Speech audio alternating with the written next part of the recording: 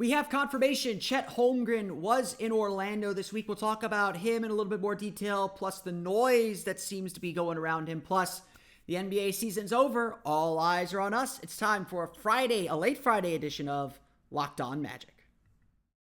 You are Locked On Magic, your daily Orlando Magic podcast, part of the Locked On Podcast Network, your team every day.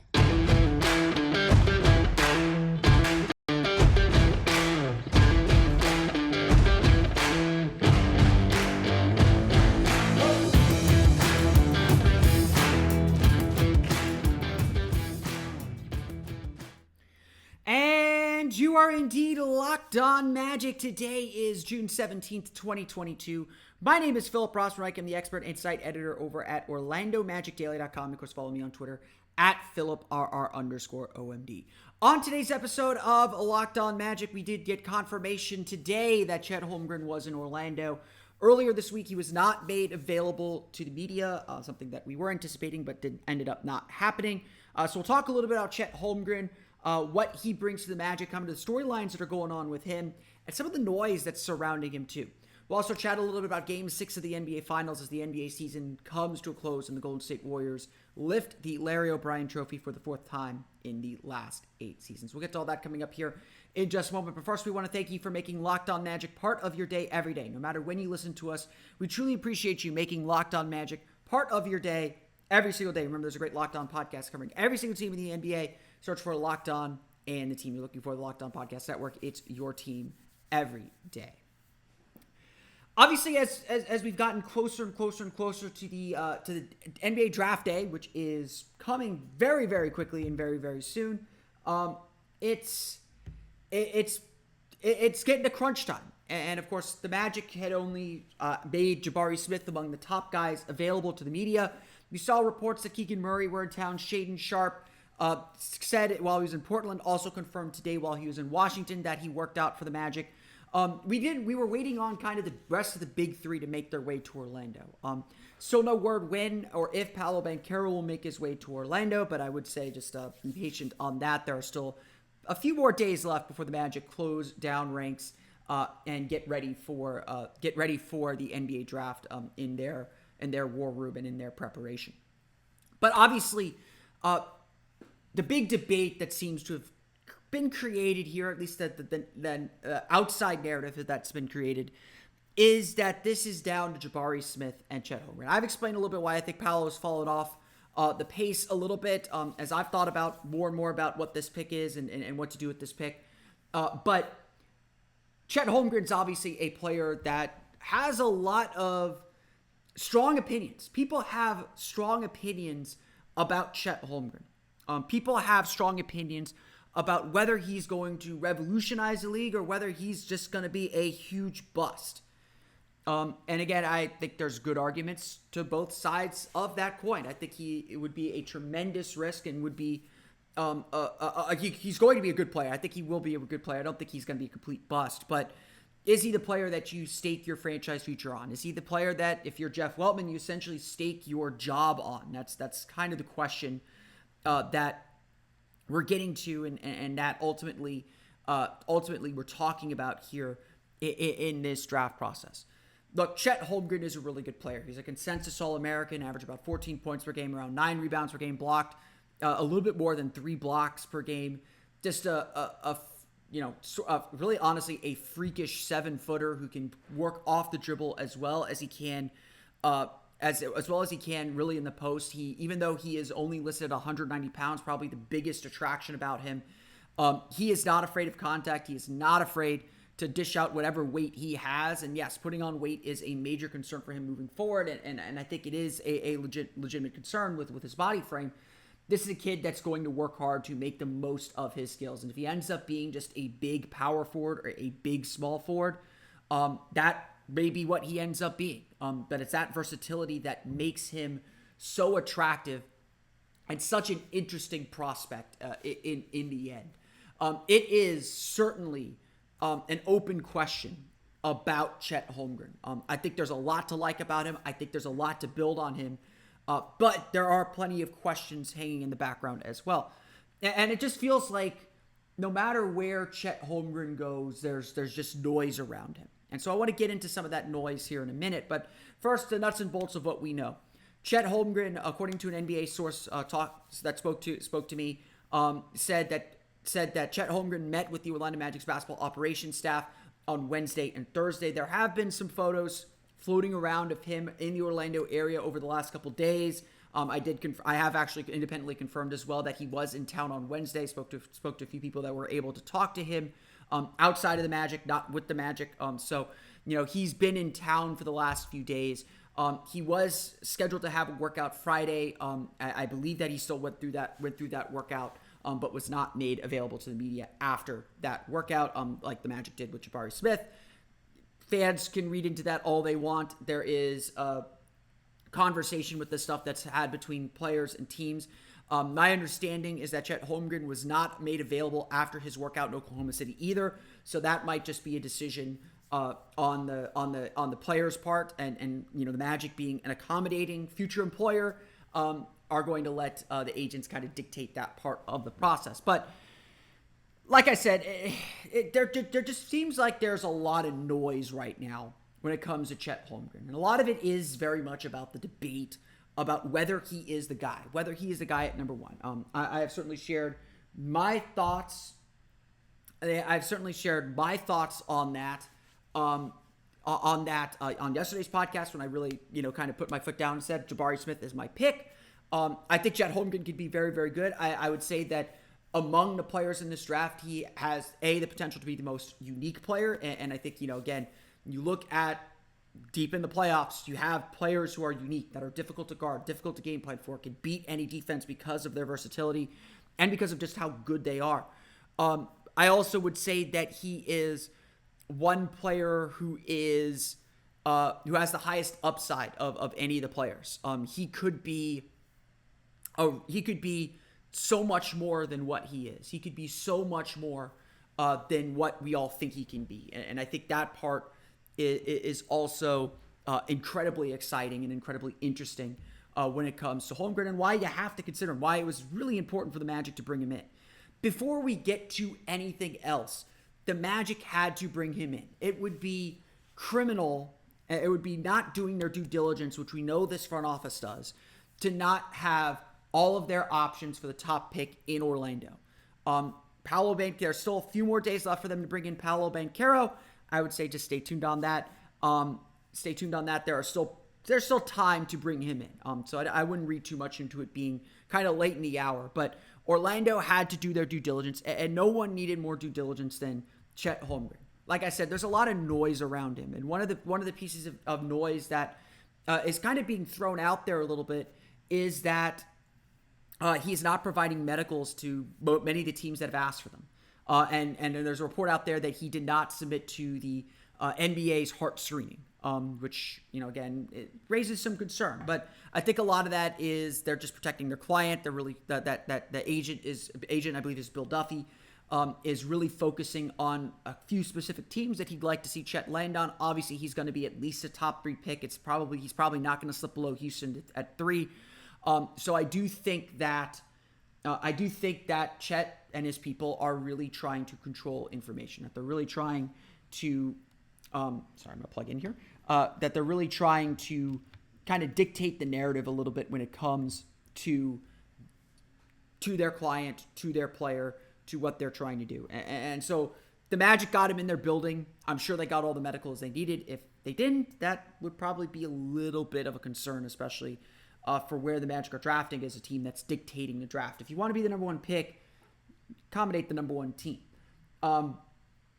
But Chet is undoubtedly super talented. A lot of the questions that I think people have for him, he can answer, and can answer in a significant way, and can answer in a way that he can show during a workout, during an interview, perhaps. Again, a lot of this process at this point is about understanding who the person is as much as the player. But by this point, you've watched all the game tape. You've seen what you want to see. What you're really studying in these interviews is the person. You're getting to know them as a person. You're getting to sit down with them, have dinner, have a conversation, do a job interview, essentially.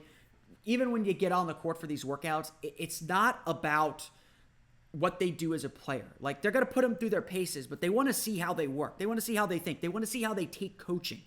They want to see, okay, we're going to give you a concept. We're going to give you a drill to do. How quickly do you take to this drill? How quickly do you understand this drill? That's really what's being tested and what's being looked at in this part of the process. But there's undoubtedly some noise, and I think we do have to address some of it and some of what's going on in the draft process. We'll get to that coming up here in just a moment.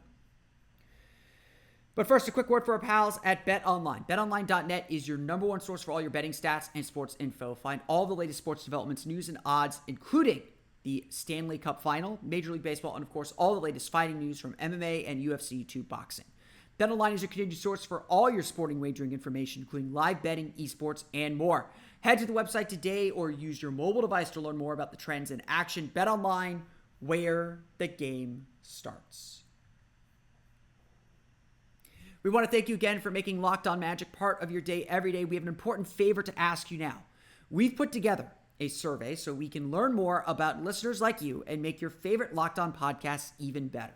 This is your opportunity to tell us what you like and don't like about Locked On Podcasts. So go to lockedonpodcast.com/survey right now to get started. It won't take very long, and everyone that completes a survey can qualify for a chance to win one of 10 $100 Ticketmaster gift cards. To take our audience survey, go to lockedonpodcast.com/survey. Thanks again for all your help. So, we've hit a weird part of the draft phase. And I think Chet Holmgren coming to Orlando this week is a really good time to kind of talk a little bit about this. It's no secret the draft and the draft process has changed significantly. The draft is no longer it unfolds as it unfolds. Players are happy to go wherever they go. That's not the era we're in anymore. I'm sure, every once in a while you have a Steve Francis who pouts a little bit, but that's not the era we're in anymore. These players have been pros essentially for several years now. Whether it's going through the AAU circuit, whether it's going into college with NIL stuff now, these players, a lot of these players have known they're going to the NBA since they were 14, 15 years old, for the last 3-4 years. And it's not a surprise to them that they have prepared themselves, to be NBA players. And they're smarter, and their agents are certainly smarter, especially in this age of player empowerment. Their agents are certainly smarter about getting the most for their clients, even before they enter the NBA. It is no secret that agents play a big role in the draft process, from dictating where players work out to who they work out with to everything else. And I have no doubt that, Chet Holmgren's agent played a role in setting up Orlando's workout and setting up the kind of parameters that Orlando would work out and interview his client. Again, there's just all this noise. And so, again, with a lot of this stuff happening in back rooms, especially with the Magic, where we don't see them publicize a lot of things. Yes, we know that Jabari Smith worked out for Orlando. They made him available. But we also, know through reporting that they've worked out tons of other players, but no public acknowledgement of it. The Indiana Pacers, for example, publish like all the workouts that they do with second-round players. I've seen Utah do the same. Draft availability can be spotty, and it's a team-by-team, agent-by-agent, player-by-player thing. I've said this often about how the Magic go about doing their business. I do respect them for being private and for keeping private conversations private. I respect them for not leaking information, but they do have to understand, and I think this is something that's going on league-wide with the draft. They do have to understand that if you don't fill the information vacuum, that information vacuum will get filled by others. And that's really where we're at, I feel like, in the draft process. Where we're at in this draft process is we're in that last week, that last run up to the draft, that last little bit to get us over the finish line. And it is, it is, a time where a lot of narratives have been set. And I think a time where, yes, people start to get a little bit bored with the same story. We've been living with this decision for a month, and at the beginning it was all super exciting, and there was this huge debate, and, I think certainly like Magic fan, let's take Magic fans. It's a great example. At the beginning after the lottery, Magic fans were just happy to have number one. It didn't matter who they took. It didn't matter anything else. They were just happy to have the number one pick.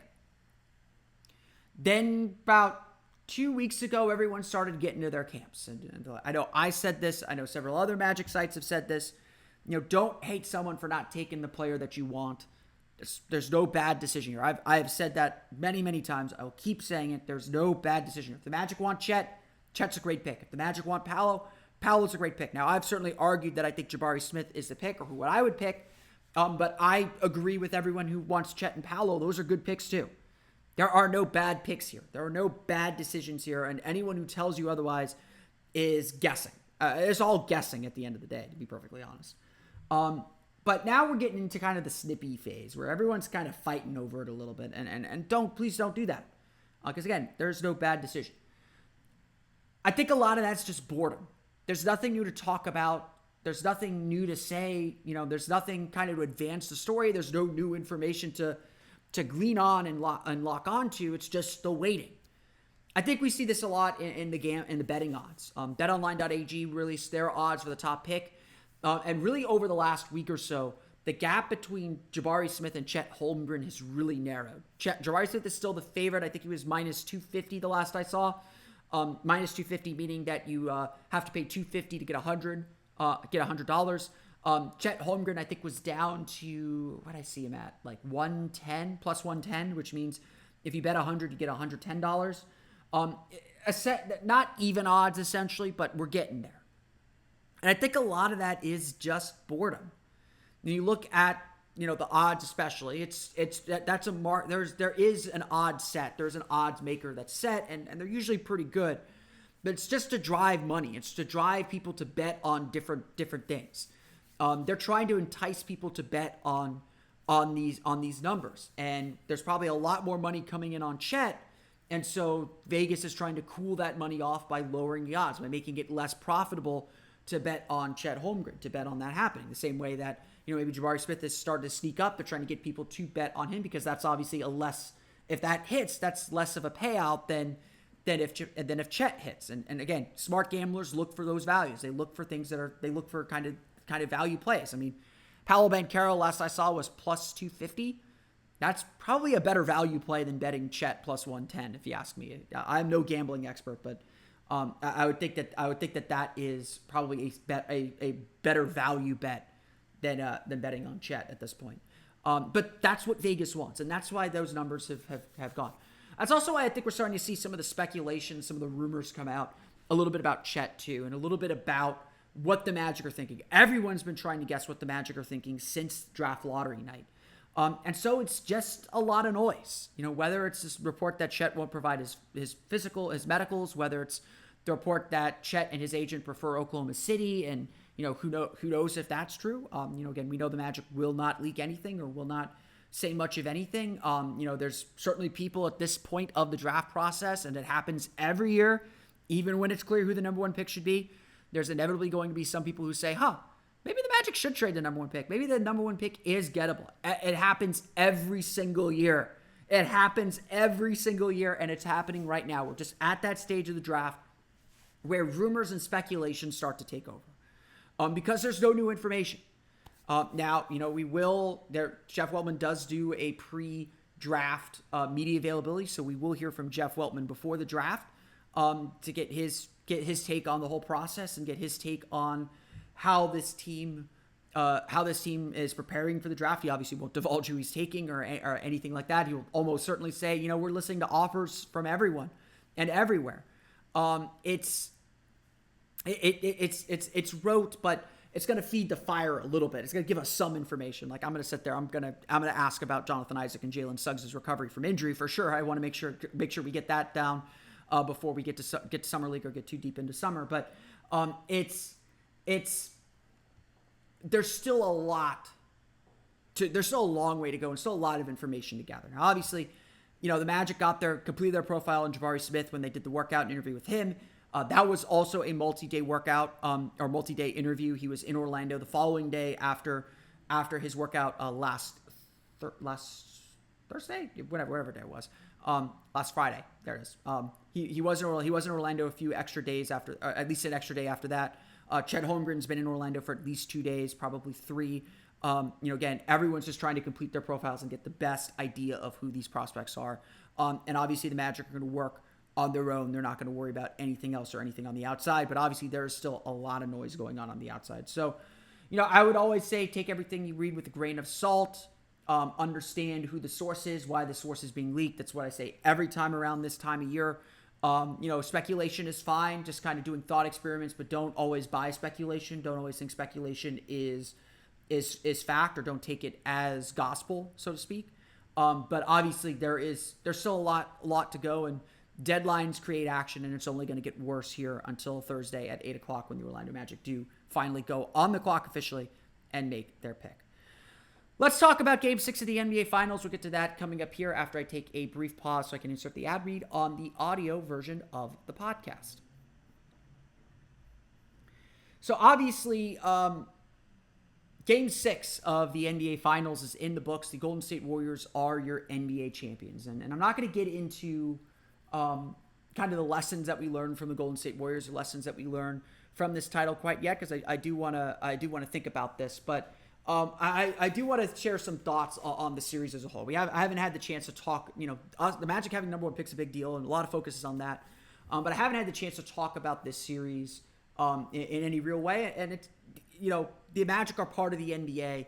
There's always something you can learn. There's always something relevant about what's going on in the playoffs. And a question that I certainly have, for maybe Jeff Weltman is, obviously is what does the Golden State Warriors winning another championship, how they built, how they grew, what does that teach you about the direction the NBA is going, or how you want to build this team? I always think this is a copycat league. You can always learn something. But Golden State Boston, really was such an interesting series. I knew it would be a good series. I knew it would be a fairly long series. I knew it would be competitive, but it's the first time I think I read since the 1950s that a final series was determined with every game by more than 10 points. At the end of the day, while there were some really fun and interesting moments like Boston's comeback in Game 1, Steph Curry's onslaught in Game 4, the Wiggins revival in Game 5, this was a fairly non-competitive series. Golden State went out and won the title. Give them all the credit in the world. This was a legacy title for Steph Curry. He got his MVP trophy. He was fantastic in every game but Game 5, really. He carried that team and showed just what having one of the best players in league history. And at this point, Steph Curry has, I think, cemented himself as a top 10 player in NBA history at minimum. Certainly the best three-point shooter in NBA history, at least amongst superstar players. It is undoubted that this was a legacy title for the Warriors, and just a brilliant lesson in how the Warriors rebuilt themselves. They stuck to their core. There's no reason to leave a championship core. They did what they had to do with them, and then they went out and got the right role players. They got the right injection of youth to help them get over the hump and get over the top. Certainly, you could argue that if they played Phoenix in the Western Conference Finals, maybe they would have been in bigger trouble. Honestly, if Memphis were a little bit more seasoned and a little bit more experienced, they might have been in trouble in that series. I think that was, more than any other series, the lesson of, hey, Memphis, you're good. You're not there yet. You're still learning how to win and play on the big stage, and it'll be interesting to see how Memphis recovers from that. Phoenix, I think, was the biggest threat. They had the experience of going to the finals. They were locked in. They had all the guys that could give Golden State problems and give Golden State trouble. And obviously they were unable to get there, and so the door was wide open for Golden State to get to the finals. This series, in a lot of ways, though, was about Boston. And really, it was about both Boston and Golden State's shortcomings. Every game that I watched this series, I really said this series is about attention to detail. It's about being able to execute at the highest level. It was about being able to pull the right string, or get to the right spot, or just run your offense, reduce turnovers. Boston lost Game 5 and Game 6 because they turned the ball over too much. It was 17 turnovers in Game 5 and 20 plus turnovers in Game 6. The Celtics could not get out of their own way in a lot of ways. And I said this, I believe, at the beginning of the series when I picked Golden State. if you make mistakes against Golden State, they don't just beat you, they kill you. They murder you. And I don't think Golden State did that to a significant extent, but they did it enough. And certainly game 4, Steph Curry just destroyed them. The way Golden State figured out Boston's defense was just really impressive. They gave it to Steph. Game 6, a lot of times, he went for the switch on Al Horford, and he just took Al Horford to school, and he just willed himself to the win. And Andrew Wiggins just out hustled a lot of Boston's forwards to get to the offensive glass a lot of times. Golden State found their way, and Boston never could get settled. And I remember in 2009, the Magic talked about the stage being a little big.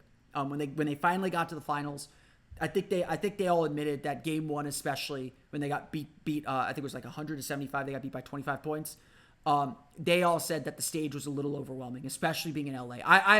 I'm fairly convinced that if the Magic had played anyone besides the Lakers in that series, if they played Denver instead, and we did a podcast last summer talking about the what if matchup between the Magic and the Nuggets, and I think that would have been a very close series as well. If they'd played the Nuggets, it would have been a very different series and a very different experience for Orlando. Having to play the Lakers, having to play Kobe, having game 1 in Los Angeles, I think that was an overwhelming experience.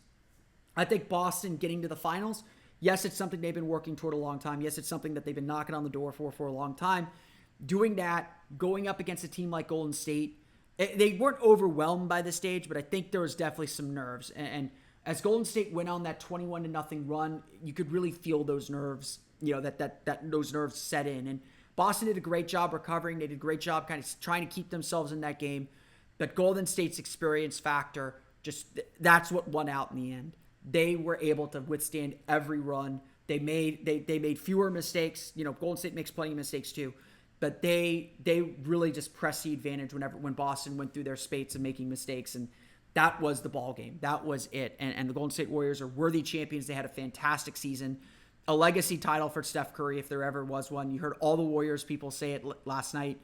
This title meant a little bit more because they had to come back from what they had to come back from. It's worth remembering, 2 years ago, the Warriors had the worst record in the league. Yes, Steph Curry was injured. Yes, Klay Thompson was injured. Yes, Draymond Green was dealing with injuries throughout that season too. But it's very clear that you can rise up pretty quickly in this league with the right players coming back from injury, the right players on your roster, and absolutely 100% the right draft picks too. So definitely a heartening moment for the rest of the league to see a team like Golden State. Yes, they've been dominant for this last decade, but see a team like Golden State rise up as quickly as they have and make all the right decisions and find all the right guys to be where they ultimately want to be. I wish I had a little bit more to say today. I really wish we would have gotten a chance to talk to Chet Holmgren, but unfortunately that was not in the cards. But I want to thank you all again, nonetheless, for listening to today's episode of Locked On Magic. You can find us on Twitter at Locked On Magic. Subscribe to the podcast on Apple Podcasts, Stitcher, TuneIn, Himalaya, Google Play, Spotify, Odyssey, and all the fun places to download podcasts to your podcast-enabled listening device. You can find me on Twitter at PhilipRR_OMD. And for the latest on the Orlando Magic, be sure to check out OrlandoMagicDaily.com. Gotta wait for my copy to load here. The first picks of the Ultimate NBA Mock Draft have been made. Search now for the Ultimate NBA Mock Draft and get more than 50 insiders, the Odyssey Sports experts, the draft experts of Locked On NBA Big Board, and a whole lot more. The 5-episode Ultimate NBA Mock Draft is underway. Make Ultimate NBA Mock Draft your second listen today. The first episode, I believe, is also now, if not now, it will be soon, on the Locked On Magic feed. I went into greater detail on why I'm picking Jabari Smith on yesterday's podcast, but be sure to check out the Ultimate NBA Mock Draft. It's a lot of fun, one of my favorite things that we do every year on the Locked On Podcast Network. But that's going to do it for me today. I want to thank you all again for listening to today's episode of Locked On Magic. For Orlando Magic Daily and Locked On Magic, this has been Philip Rossman-Reich. We'll see you all again next time for another episode of Locked On Magic.